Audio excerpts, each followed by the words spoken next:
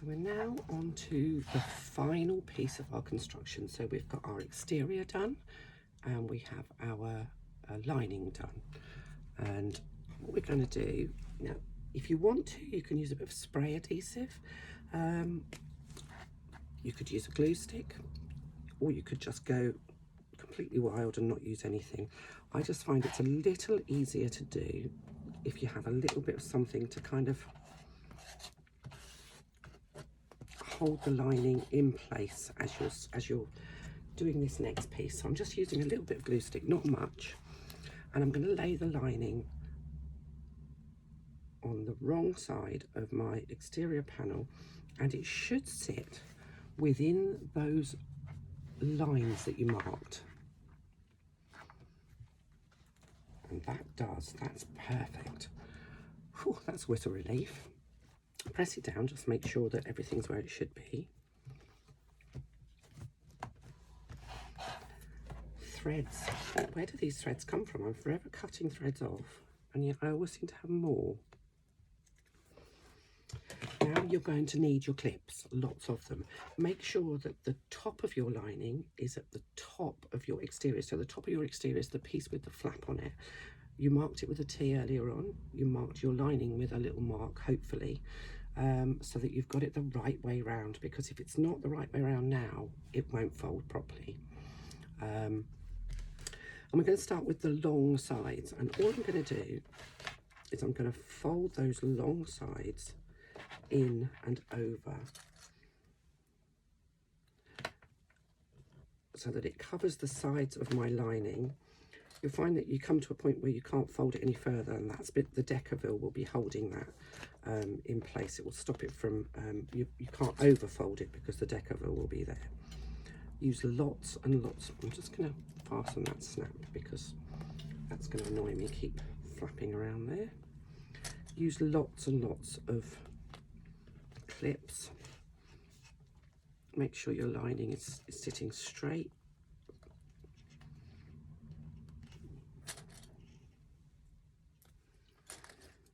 I'm not usually a great fan of using hundreds of clips, but in this instance, it's a good idea. It just kind of holds everything where you need it to be.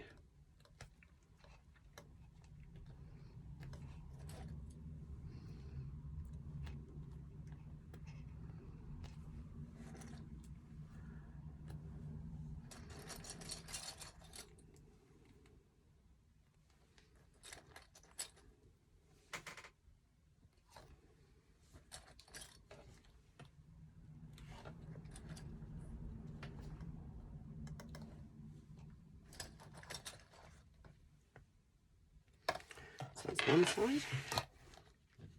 And then we're going to go over to the other side and do the other side.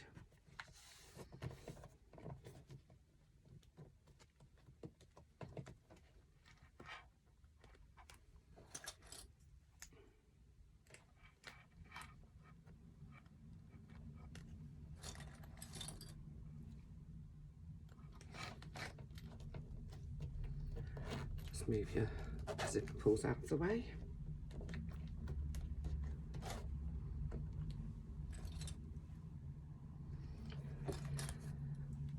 This will, this isn't hard to do, it just takes a little bit of doing, and it's easier.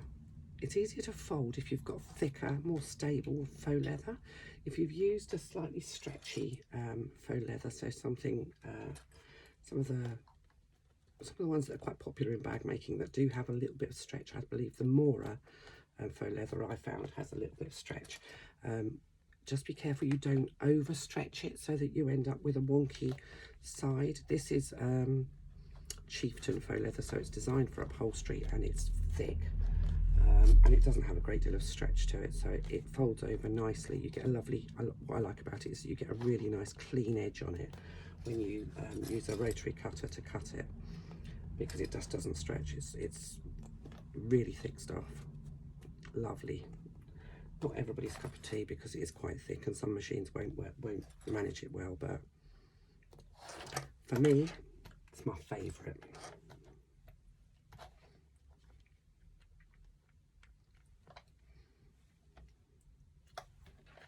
So now we have both sides folded in.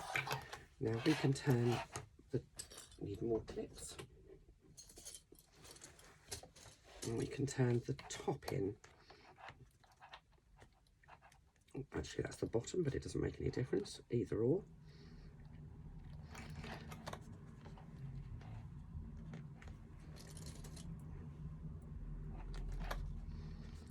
And what should happen is where you cut those unusual shapes in the corners of your exterior panel, I just get this clipped, I can show you. What you'll end up with is something that looks like a nicely mitered corner. Now it may not sit perfectly straight away, but as you're stitching, if you use an awl, you can kind of just manipulate it so that it does. I just take that clip off of there and pop. I'm holding it so it's difficult for you to see, but you get a nicely mitered corner. It's actually easier to see when it's stitched. My fingers are kind of in the way, so let's just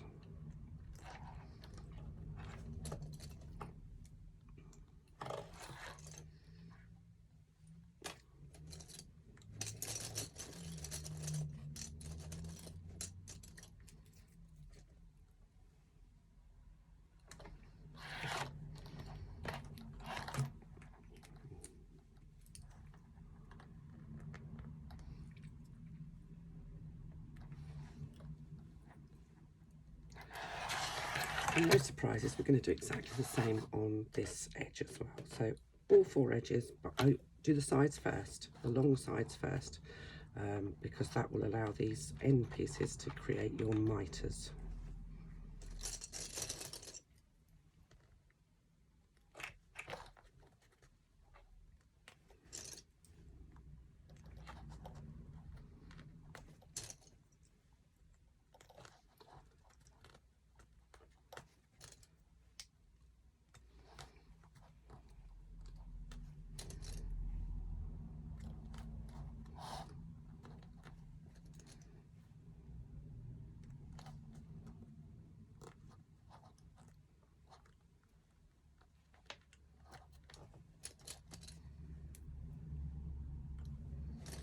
It does take a little bit of you have to be patient. It's not something that happens really quickly, so you can kind of just tuck those corners in and clip them, and what you end up should be a nice corner.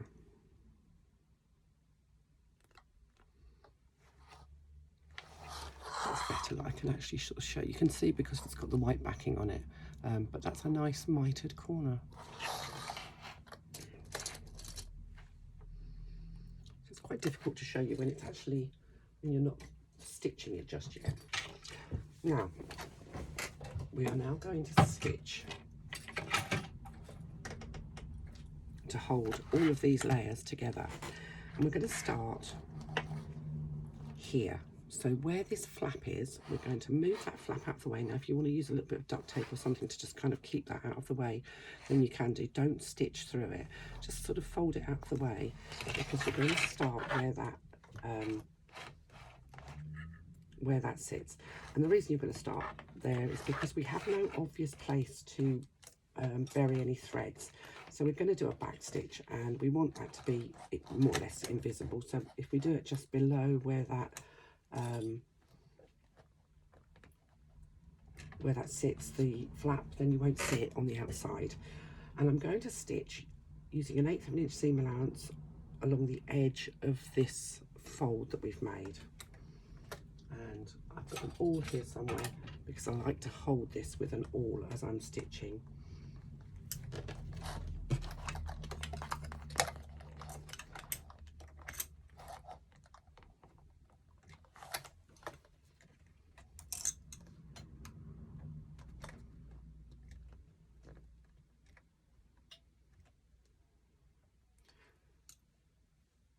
So as I start, I'm going to do 1 back stitch to start.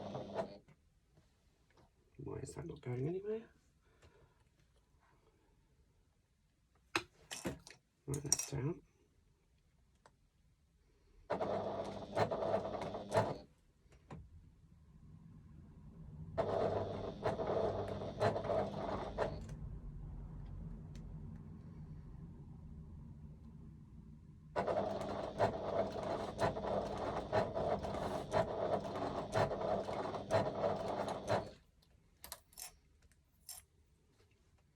And I'm just using the awl to kind of hold that fold in place. I've got a lot of clips, and as I take the clips off, because this is thick faux leather, it tends to try and unfold itself, and I don't want it to do that. I want that fold to sit nice and tightly around the deckerbill that's holding this in place and giving it its shape. I'm also going to use the awl to push that corner in so that I've got a really nice mitered corner as I come towards the corner.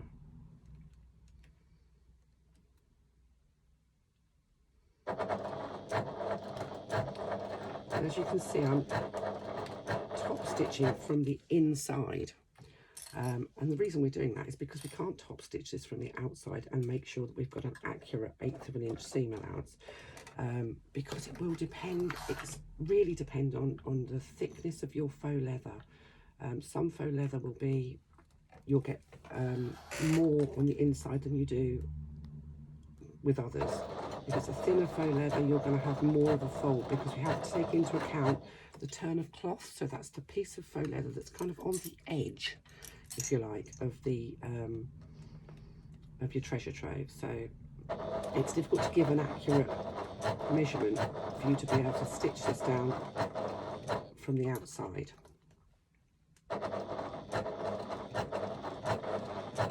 What you need to make sure is that whatever colour thread you want to be showing on the outside, you have in your bobbin, because what's in your bobbin is going to show on the outside.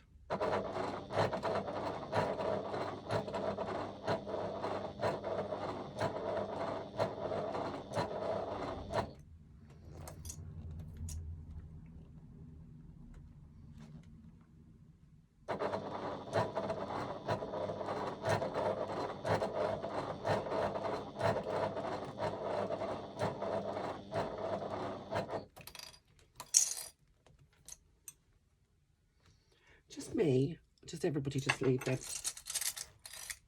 clips in a heap in the middle there until they get flicked out the back and end up on the floor.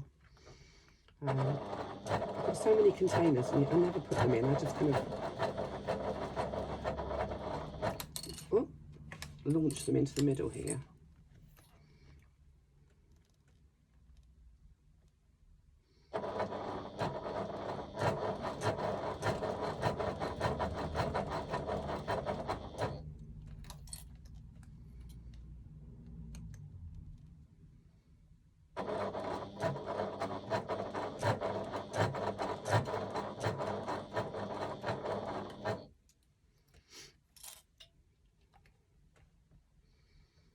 Now, I know some of my testers used a little bit of double-sided tape to hold these side bits down. I did try that with very little success. As I say, I'm not a great fan of double-sided tape. It doesn't seem to work for me. So I found using an awl and just kind of holding it in place worked well for me. You could add a little bit of glue if you really felt you needed to. It's a personal preference thing, I think.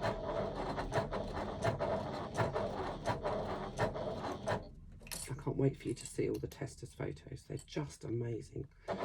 Several of them made 2 or 3, so it's kind of a good indication that this is a fun sew. And it's fabulous. It'll be fabulous for holidays this year. The world has opened up again. So, you know, it's nice to be able to take some bits and pieces, some bling on holiday.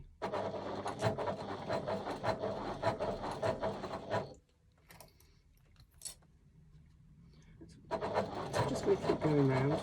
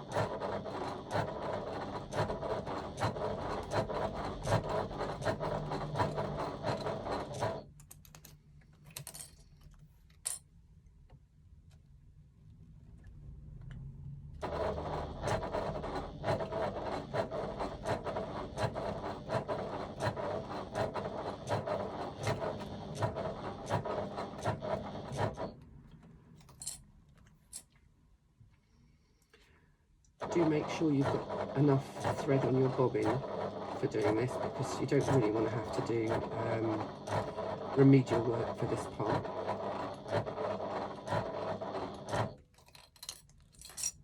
I'm just going to go all the way around the outside. Take it slowly. This stitching will be visible both inside and outside, so you want it to look nice. If you're not confident about your top stitching, then use a self-coloured thread, something that isn't going to show too much.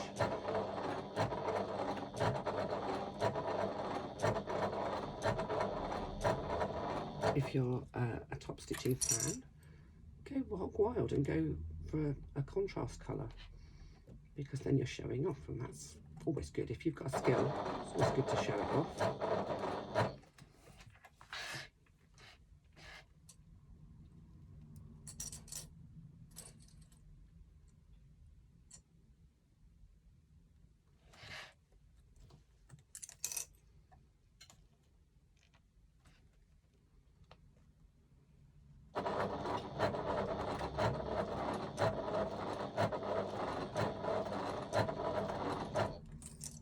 And as you come back to where that flap is, make sure you push your flap again underneath your work so that you're not going over it. You don't want to stitch through the flap.